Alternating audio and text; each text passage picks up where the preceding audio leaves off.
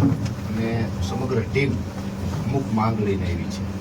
માંગ એવી છે કે અત્યારે જે કમોસમી વરસાદ પડ્યો છે, માવઠું થયું છે, માવઠાને કારણે અનેક પ્રકારનું નુકસાન છે. ગવર્મેન્ટે ગઈકાલે જાહેરાત તો કરી દીધી, સર્વેની માત્ર 7 દિવસનો ટાઈમ આપ્યો છે. ગુજરાતની અંદર ગયા વખતે 44 લાખ મેટ્રિક ટન મગફળીનું ઉત્પાદન આવ્યું હતું. આ વખતે 66 લાખ મેટ્રિક ટન ઉત્પાદન આવવાની સંભાવનાઓ હતી.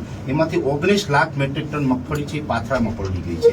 સાથે કેળાનો પાક હોય, અમુક વિસ્તારમાં ડાંગરનો પાક છે, કપાસ છે, તુવેર છે, એરંડા છે, મગ છે, અડદ છે, શાકભાજી છે વગેરે મળી અને અંદાજિત 13,000 કરોડ રૂપિયાનું ગુજરાતના ખેડૂતોને નુકસાન થયેલું છે.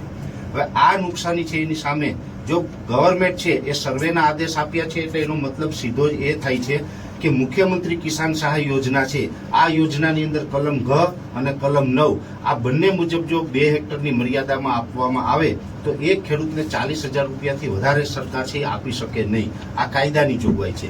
પણ આપાતકાલીન સ્થિતિની અંદર જ્યારે પણ રાજ્ય ઉપર કોઈ આવી આફત આવી હોય અને વધુ પડતું નુકસાન થયું હોય ત્યારે મુખ્યમંત્રી અને કૃષિ મંત્રી બંને આગળ પોતાનો એક પાવર છે, પોતાનો પાવરનો ઉપયોગ કરી અને જે ખેડૂતોએ પાક ધિરાણ લીધેલું હોય છે એ પાક ધિરાણને માફ કરી શકે છે. એટલે અમારી એક માંગ એ છે કે એ પાક ધિરાણથી ખેડૂતોનું સંપૂર્ણ 3 લાખ સુધીની જે મર્યાદા હોય છે 2 હેક્ટરની એ 3 લાખ રૂપિયા સુધીનું પાક ધિરાણ માફ કરવામાં આવે. બીજી માંગ છે કે 2019ની અંદર જે અતિવૃષ્ટિ થઈ હતી ને એની અંદર ખેડૂતોનો પાક નિષ્ફળ ગયો હતો. એના કેસ છે આ ખેડૂત આગેવાનો છે હાઈકોર્ટ સુધી લડ્યા.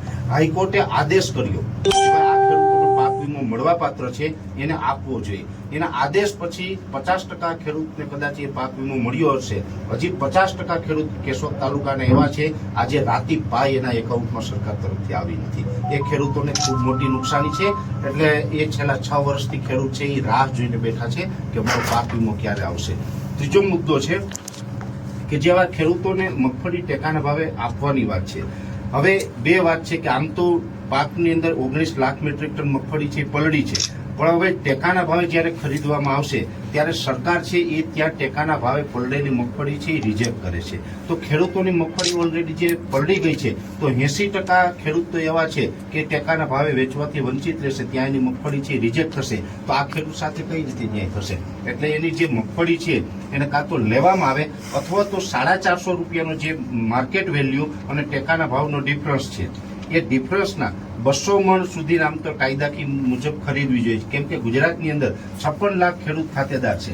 56 લાખ ખેડૂત ખાતેદારમાંથી જે મગફળીનું વાવેતર કરે છે અને એની અંદર જે એવરેજ છે ગુજરાતની અંદર 9 ગુઠા વીઘો, 13 ગુઠા વીઘો, 14 ગુઠા વીઘો, 16 ગુઠા વીઘો, 20 ગુઠા વીઘો અને 24 ગુઠા વીઘો અલગ અલગ પ્રકારના જે ક્ષેત્રફળની અંદર રાજાશાહી વખતથી જે જમીનની આકારણી થયેલી છે આ આકારણી મુજબ એવરેજ 16 ગુઠા છે એ મોટા ભાગે માન્ય રાખવામાં આવ્યો છે.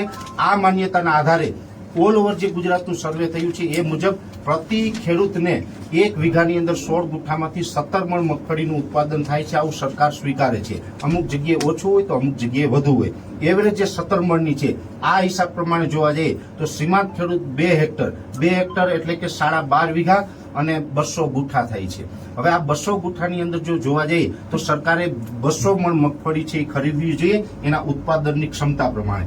જ્યારે સરકારે છે એ ગયા વર્ષે 3 લાખ ખેડૂતનું રજીસ્ટ્રેશન થયું હતું મગફળી વેચવા માટે, તો એની અંદર સરકારશ્રીએ 12.66 લાખ મેટ્રિક ટન મગફળીની ખરીદી કરી હતી જે ટોટલ 44 લાખ મેટ્રિક ટનનું ઉત્પાદન હતું. આ વખતે 66 લાખ મેટ્રિક ટન ઉત્પાદન આવવાની સંભાવનાઓ છે. સરકારે જાહેરાત કરી છે કે 15 લાખ અને 21,000 મેટ્રિક ટન અમે ખરીદવાના છે.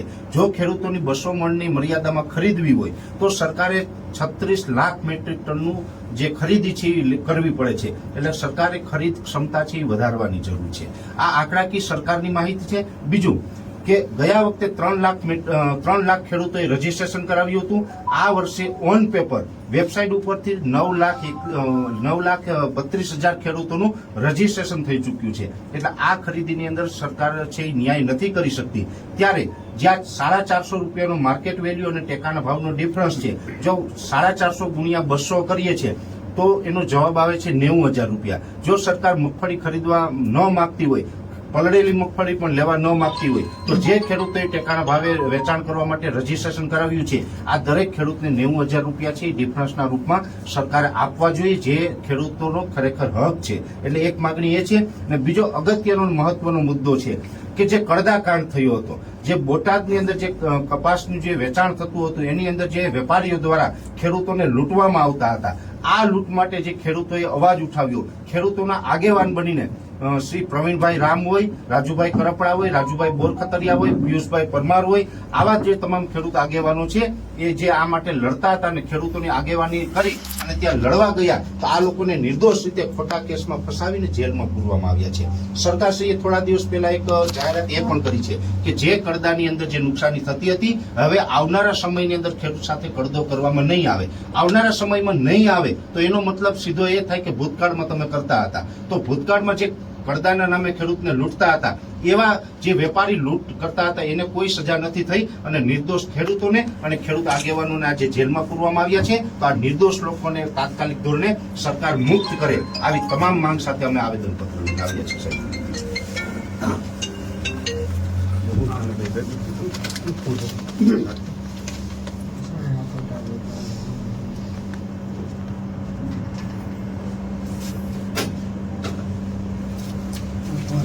સરકારશ્રી સુધી પહોંચાડી દઈશું.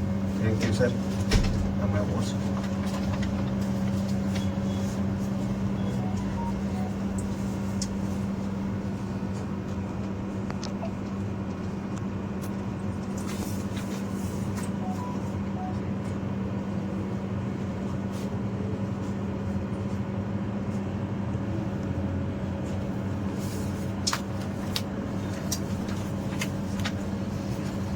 ઓકે, ઇનોવલમાં લેવડાઈ ગયો અને મગફળી વાવેતરનો સર્વે ઓનલાઈન થઈ શકે. સામાન્ય રીતે 12 છતાંય અમારું